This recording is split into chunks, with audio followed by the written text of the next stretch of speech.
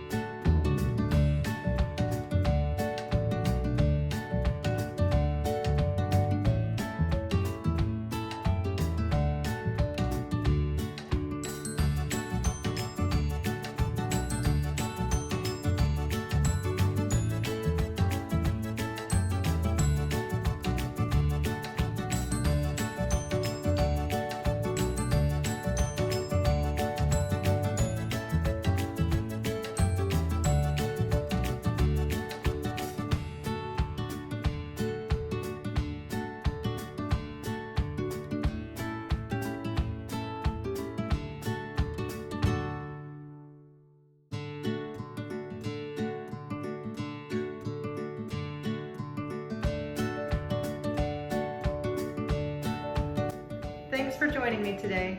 Check back tomorrow for a Physical Friday activity. Bye, friends.